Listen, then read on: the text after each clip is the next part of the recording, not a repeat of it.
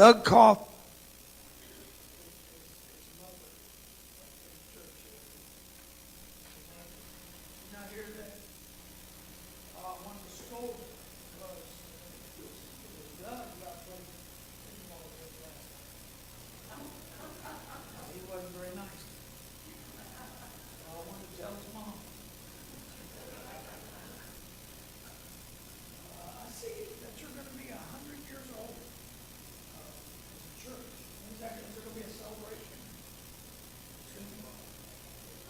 Next July, okay.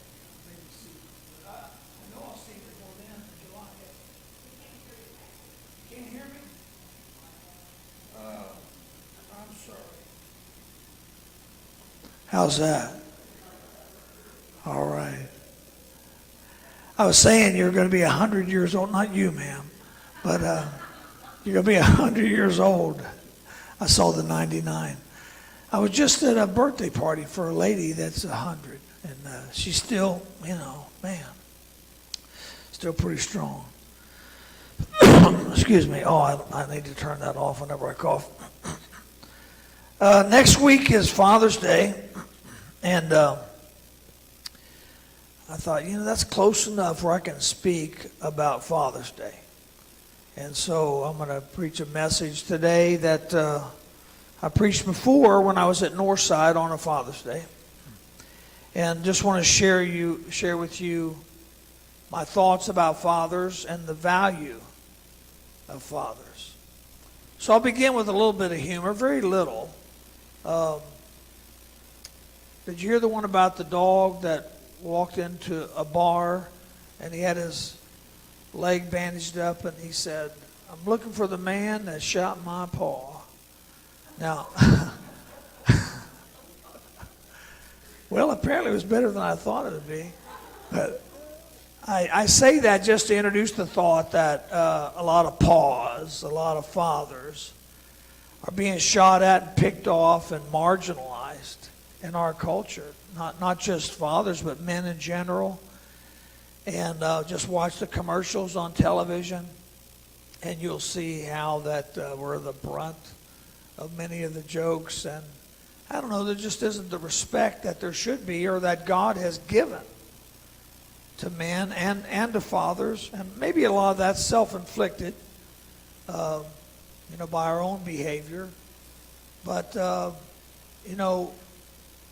God made sure that we have a strategic role in order for our families to be successful and in order for our country to be successful. In fact, God told Israel that men are key to the success of the nation of Israel.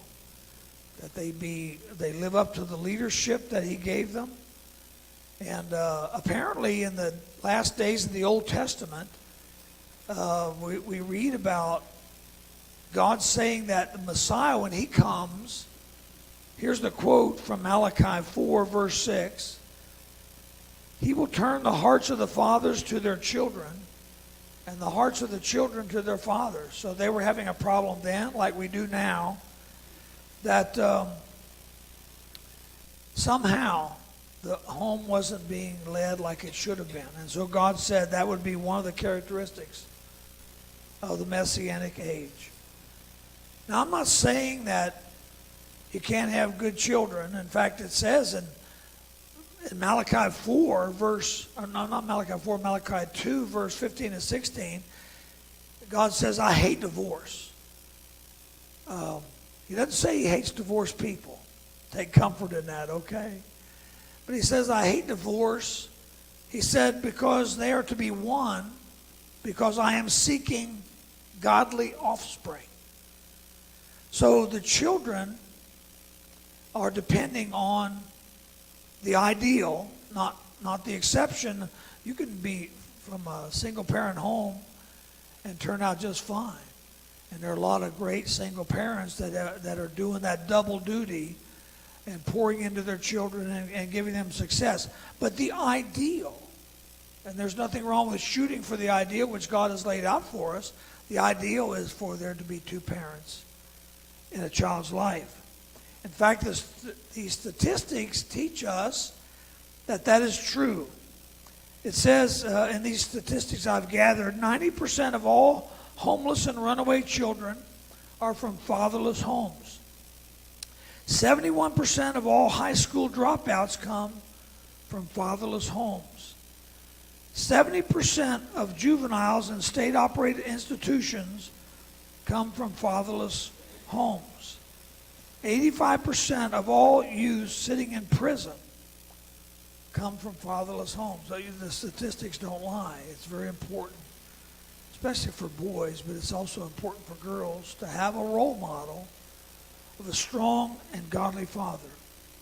Now, I know what I'm talking about because I came from a fatherless home. There was no father in my home, no male influence in my life. My father left my mom and 3 children when I was 2.5 years old. And so I know what it is to not have that influence. And it had great monetary consequences. It had great emotional consequences to not have a father in my home. Now, about 20 years ago, my daughter-in-law, who's from India, and she was abandoned by mom and her mother and father in a hospital and raised in an orphanage in South India. Came here to America when she was 6. Gave us our first grandchild, of which I have now 10. Not from her, but she knows what it is to wonder about those kinds of things, like I did when I was, after 2.5 years old, not having a father. So she decided, she was pregnant, and she had some time on her hands, so she decided, knowing my story, I'm going to try to find his dad. So she got on the phone and called throughout the country, anybody that would listen to her that had to do with Social Security. We had a Social Security number. And those people are sworn to secrecy and they can't give personal information, but she found one that was willing to tell us, or tell her, where my father was. And, she was obviously influenced to do that because of her own circumstance. And would like to know probably who her parents are. She's expressed that a lot, but there's no possible way to know at this point now. But there's a father hunger. James Schaller calls it a father hunger, this phenomena of not having a dad emotionally or even present in the present. I don't know whether you know Bo Jackson or not. Bo Jackson is one of the greatest athletes to ever play sports. And Bo Jackson, he won the Heisman Trophy in college football. He was on the All-Star. In fact, the only person that's ever been on an All-Star team in professional baseball and football at the same time in his athletic life. And in fact, there was a commercial back in the 90s that said, "Bo knows." Because Bo was so great at what he did that Nike made it look like he knew everything, And so the commercials were Bo knows.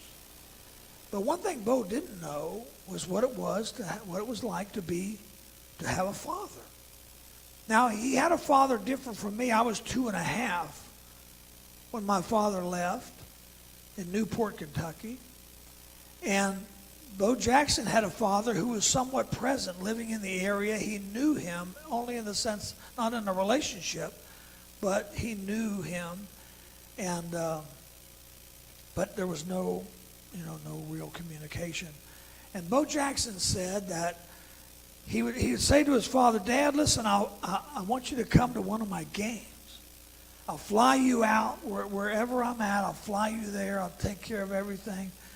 Come and see me play." Dad never did come and see me play. Can you imagine having Bo Jackson for your son and never coming to see him play a professional game, as great as he was? And Bo Jackson said that in the locker room, the other players would have their fathers at one time or another come and see them and talk to them in the locker room. He said, I never got to experience that. Father hunger. Maybe you're thinking about your father. Prayerfully, he was a good father, and you know the power that a father has in a young person's life. In Proverbs 17, verse 6, it says, children's children are a crown to the aged. Now, hear that, you grandparents out there. Children's children are a crown to old men, and the glory of children are their fathers. Children's children are a crown. See, I've got grandchildren, and, you know, I know that they look at myself and Charlotte as king and queen because we've just poured out to them, you know, our love and whatever we can give them, and they look up to us. And so children's children are a crown to the aged. But the glory of children are their fathers. Now what that means is that they want to boast about their dads. And it's almost innate within us. In fact, the word glory, children, the glory of children as their fathers, is the act of boasting. And you've heard, and you yourself, or you've seen children, well, my dad's stronger than your dad. Or my dad, he does this job, and you know, maybe it's not a great job, but to the child, that's a very important thing. And maybe his dad's not stronger than anybody else's dad. Maybe he only weighs 130 pounds, but in the child's eyes, he looks like Arnold Schwarzenegger. And so a child will naturally boast about their father. They just it's an innate thing. It's just a pride thing for a child. They know how important their dad is to them. They watch them walk. They listen to their words. They're very much proud of their fathers. And so we have a great responsibility as fathers. We have a great influence. We have a great place in their heart because that father hunger is just built into them. And they love to boast about their fathers. Now, in Ephesians chapter 6 and verse 4, it says, fathers, do not exasperate your children. So we have to realize what place we have in their hearts and how easily we can exasperate them. And one of the ways we can exasperate them is to say harsh words and angry words. Maybe words we don't really mean. But in the moment, if we're upset, we might say something that, and maybe you can remember, still in your mind, many years ago, something a parent said to you that they didn't mean, but it hurt. And it's still there. You still maybe dwell on the idea that they used that word against you or put you down in some way. Patrick Morley in the book Man in the Mirror talks about how when he was younger, as a young parent, that he was impatient and that he would say things to his children that he regretted. And he remembers one day that he was scolding his first child, and that's where he was really learning how to be a parent. But he was really being harsh with his first child, and his wife said to him, you leave my child alone. I'll not have $1 million child ruin over a $300 coffee table, which apparently the kid had really painted on or something, But that's a great quote, isn't it? $1 million child. And we can hurt them badly over something that is not that important. So men are powerful in their children's lives. The opposite can be true from harsh words. There can also be the need for affirmation. Children need to hear from their fathers. They need to hear from all of us. But especially from the parents, they need to hear these three things. I love you, I'm proud of you, and you're good at this, whatever it is. They're good at something, sometimes many things. I love you, I'm proud of you, you're good at this or that. Did you know Jesus on the earth as a human son heard those words from his heavenly Father? Isn't that interesting? At his baptism, the words were said for him to hear. Others also heard, "This is my son, in whom I am well pleased."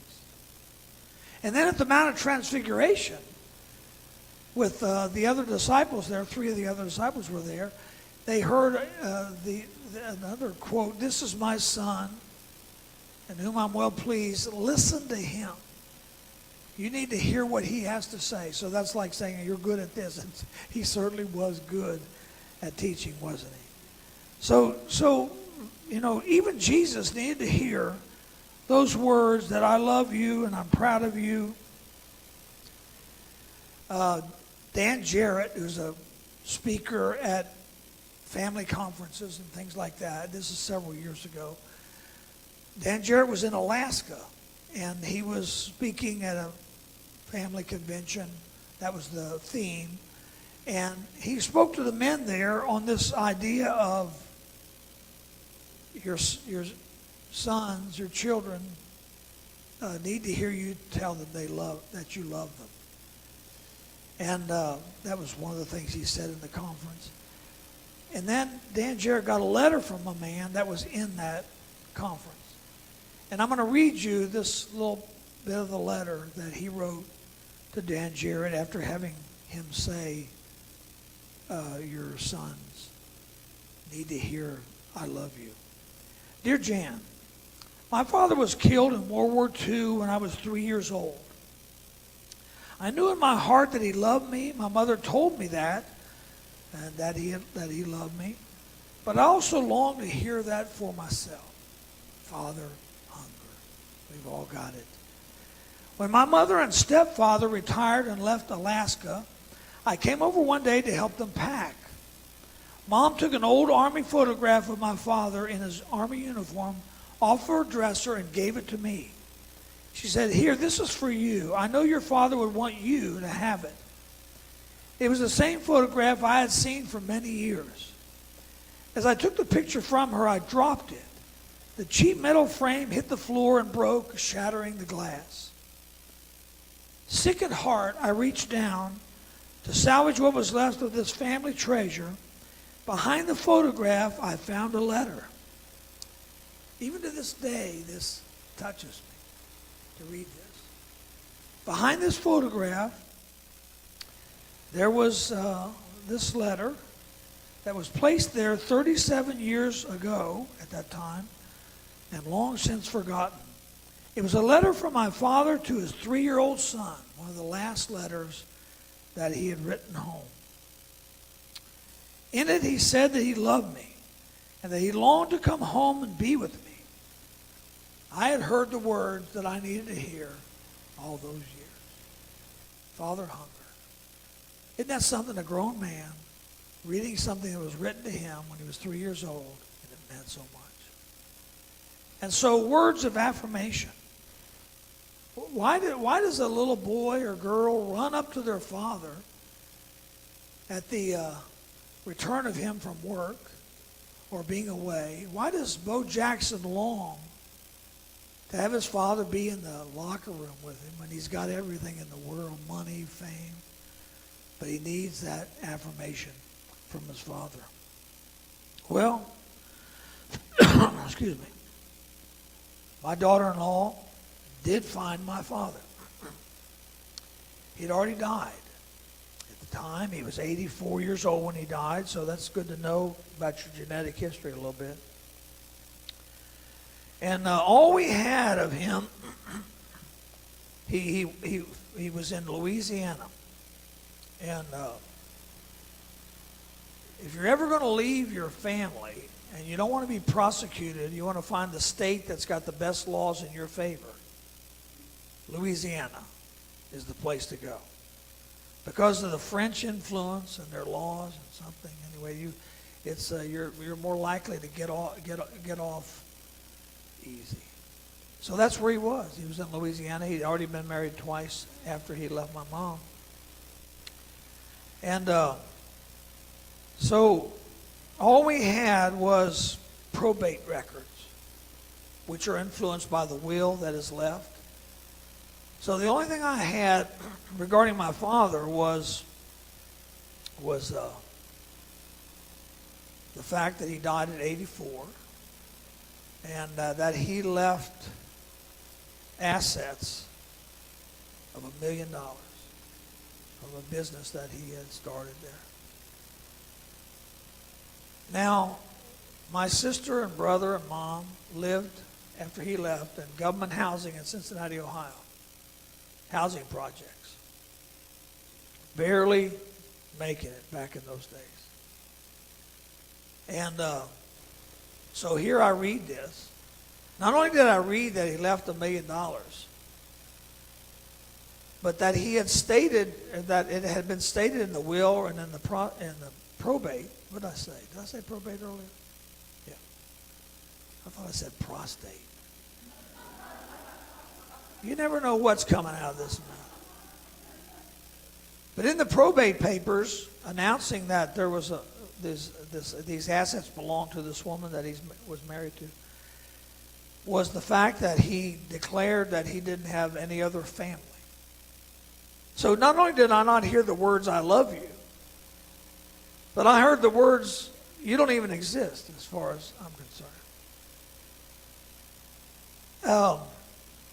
Now I was the one that my daughter-in-law was the one that received the information. So we had the documents sent to us, and we copied them, and I sent them to my sister and brother. My sister was in Virginia, and my brother's over in Ohio, in Portsmouth area. And so they received the package with these records in there and this information. And so I just waited for their response to what I sent them. I didn't tell them anything ahead of time. I just mailed it. So my brother called me first. And he said, "Tommy," so he called me Tommy. "Tommy, I'm going to come over to Indianapolis, where you're at, where you live. And I'm going to come over to Indianapolis. I'm going to pick you up. And we're going to go down to Louisiana. And we're going to go down to the grave of our father. And here's what we're going to do." I'm cleaning this up a little bit. I'm in church. My brother walks with the Lord, but not real close. And so he said, "Tommy, I'm coming by to get you. We're going down to Louisiana. We're going to our father's grave. We're going to get a case of beer. And we're going to pour it on our father's grave, but we're going to drink it first."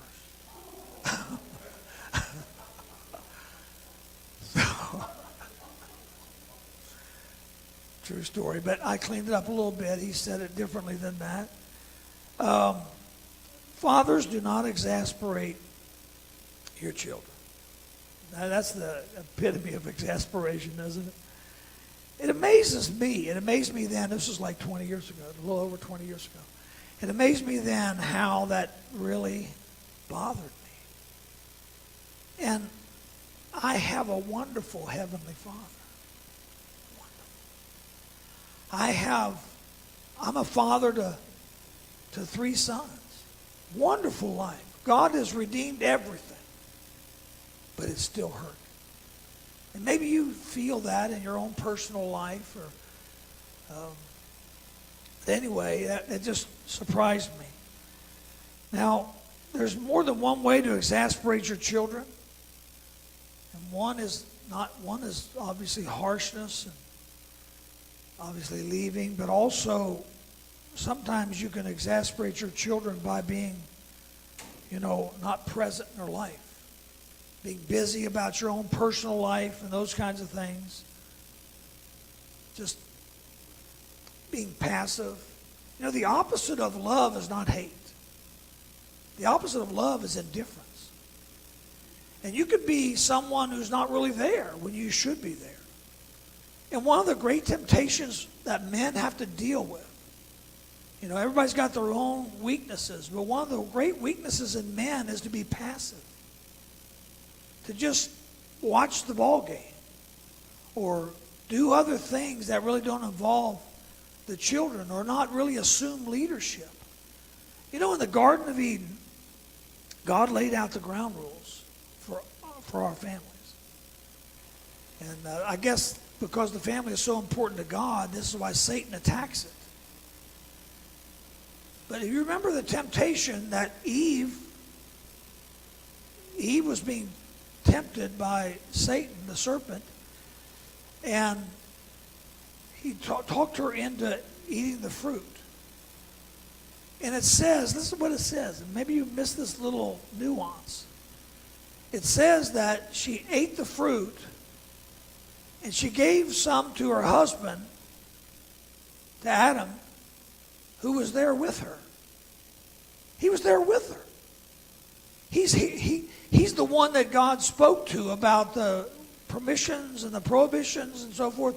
And so he apparently, we know he did, that he told Eve what God had told him because of the way she answered Satan.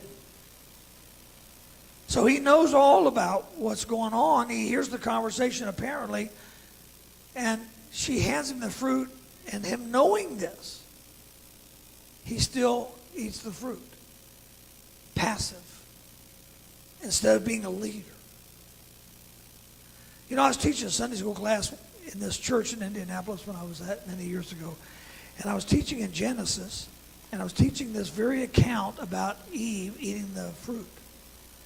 And I just posed a rhetorical question that why would a man with Adam, knowing what he knew, why would he take the fruit from Eve and eat that?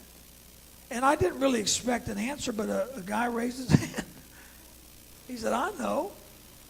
He said, if a woman asks you to do something and she doesn't have a stitch of clothes on,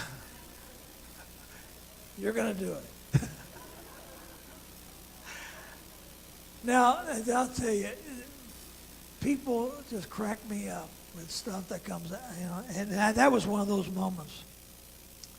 So Adam is not being a leader; he's being passive, and you know, that's our problem. Is we're passive, we're not involved, we're not guiding, we're not engaged with our family and our kids. And that's what we have to overcome. We have to teach. I have to teach my children that. You know, Rick's a big golfer. I like to golf. Rick, you remember the days when somebody like Tiger Woods would hit one down the fairway 350 yards. And Phil Mickelson, these guys would, you know. And in the crowd, they used to have this expression. When the guy hit the ball, they'd say, "You the man. You the man." That's kind of, I don't know, silly. That's men. Men are silly. And we say silly things, but they say, "You the man." And makes me wonder, what is a man? Is a man a person that can hit a golf ball 300 yards? Is that what a man is? I don't know what a man is. I didn't know. I was just having to guess without having a dad or even male influence in my life. That could help. But we had no male. Let me tell you just for a minute here what it's like living in government housing in the 50s. It's way different than, what do we call them today, entitlements. It's just so hard to believe. I mean, I grew up and watched it. I knew what it was like in the 50s to live in government housing. And what's so remarkable about it is that here you've got all these single moms with their kids abandoned by fathers who have left them or something. And you don't see any men around. The only men that you see in the projects in the 50s was the guy, the baker man or the milkman would come through. And, you know, I'd look at him like, wow. You know. It was just so strange to me to see bearded people. Because the government would not allow men to live with these women without being married in the projects. How times have changed. So there were no men. And it was really rare. Maybe a school teacher would be a male. Most of them were females. And so I didn't know what it was to be a man. I didn't know. I hadn't been taught how to behave as a man. So I had all kinds of trouble. Fighting, trying to prove myself in sports, just competition. Just a very dysfunctional person. Until this lady, later in life, my wife, introduced me to Jesus, and man, everything just got better. But at that time, I didn't know. I didn't know what a man was. I didn't know how to behave, or I didn't have the self-esteem or the esteem that would come from being taught and loved by a father. What is a man? Look at Jesus. He demonstrated, he rejected impurity. He embraced sacrifice. He gave his life for his bride, the church. That's what a man is. And so we have that example in the scriptures of what a man is like, the way Jesus behaved. Bo Jackson was asked later in life, or in that same interview, about what his greatest achievement was. Since he had done so many wonderful things, he'd been a very, an all-star in football and baseball. He said, the greatest achievement in my life, and he said, I'm still working on it, is to be a good father. And so sometimes you can come out of that and not repeat it, and not be like your father, but be a good father yourself. So, if you've been a good father, and when I say that too, and I just want to make sure I don't want to hurt any feelings unnecessarily, man, we sin in our life, don't we? We make stupid decisions. I don't want to hurt anybody that's repented and said, I could have done that better. And maybe somehow reconciliation has taken place. That's great. And, things have been made better by starting a relationship again that maybe was hurt early on. But,